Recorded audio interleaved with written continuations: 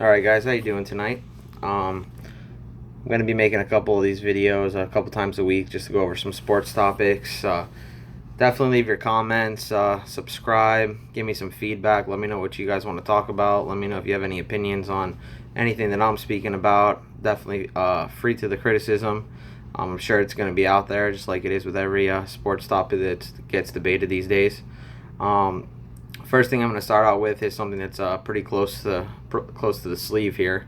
That's Tampa Bay Buccaneers releasing kicker Robert Aguayo, which I highly disagree with, and I'm not just saying that because I'm a huge Florida State fan.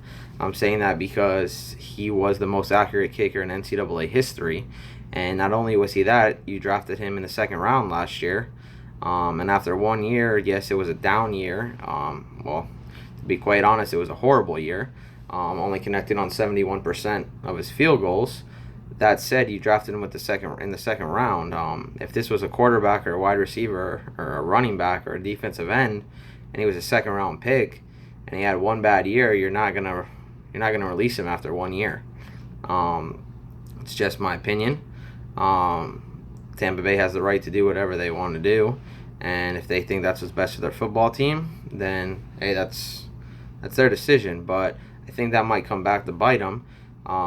Thankfully for you know his case, Chicago picked him up, and me personally, like I said, I am a huge Florida State fan, and I'm trying not to be biased here, and I don't think I am.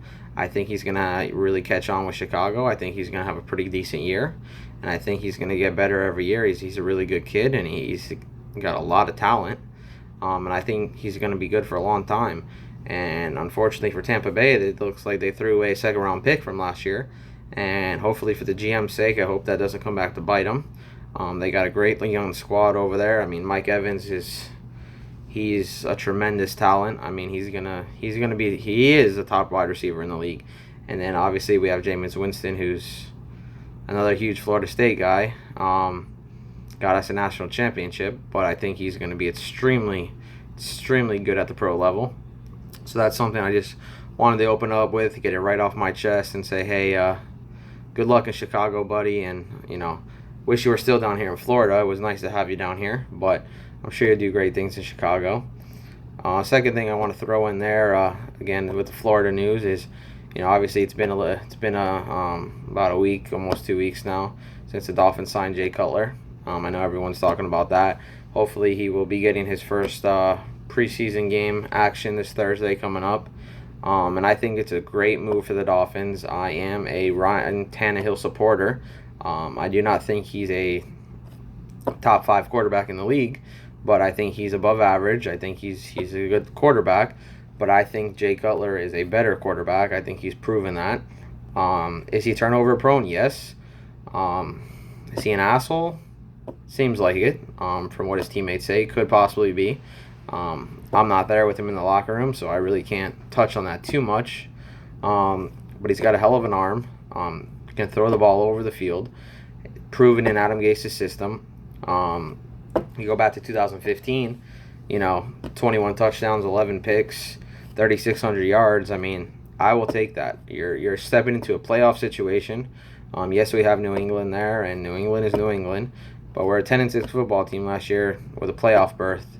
Jay Cutler is going to open up the running game. He's going to make Devontae Parker a lot better of a receiver. We need to see growth from him this year. And I think Jay Cutler is really going to extend that. He can stretch the field. With Adam Gase there, he knows how to coach him.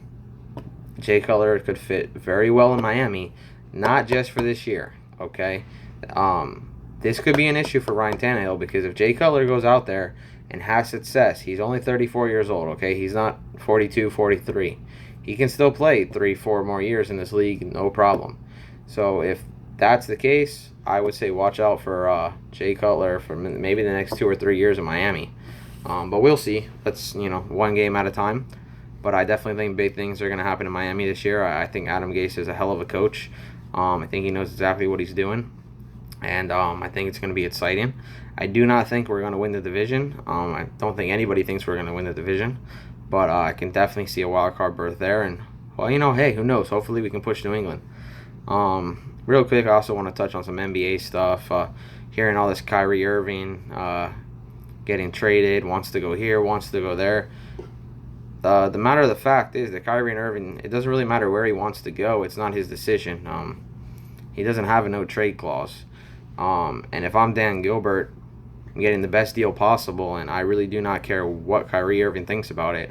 If you can get talent from Phoenix, if you can get talent from Detroit or New Jersey, which obviously is just me throwing teams out there because New Jersey doesn't have any talent or Brooklyn. I apologize, Brooklyn.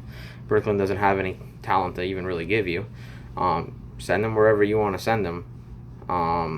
It's just the way it is. I personally think at this point you have to trade Kyrie Irving. I've heard now that he wants to go to LA, to the Clippers. Personally, I would love to see him in Miami or San Antonio. I think either one of those teams, I think Miami, he could really be the face of that franchise. And San Antonio, any great player with those skills is going to fit in great.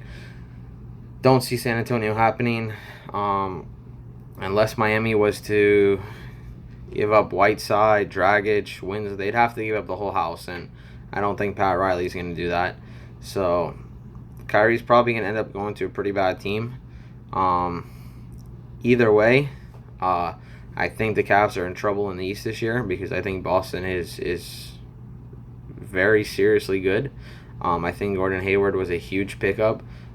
He's very solid. He adds to a number one seed already. Some defense, rebounding. He has an all-around game. With Kyrie Irving on the roster, if it stayed like it was now, you take all this distractions out of it, I'd say Cleveland would probably go to the finals again. But once you take Kyrie Irving off, that's a problem. Number one, you're not going to get a player equivalent to Kyrie Irving. You might get a couple players that fit in there, but at the end of the day, LeBron is LeBron, but he needs Kyrie. As much as we don't want to say it, LeBron is the greatest player in the world, but he needs that closer. He had it in Miami with Dwayne Wade. He has it in Cleveland with Kyrie Irving.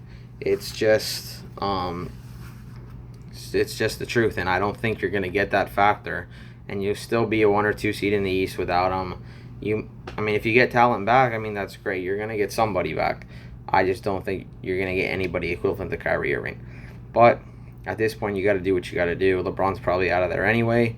Not one of those people who penciled it in and said, hey, he's going to LA. I don't know where he's going. I don't know why he would go to LA just because he lives there. I think LeBron's a little smarter than that.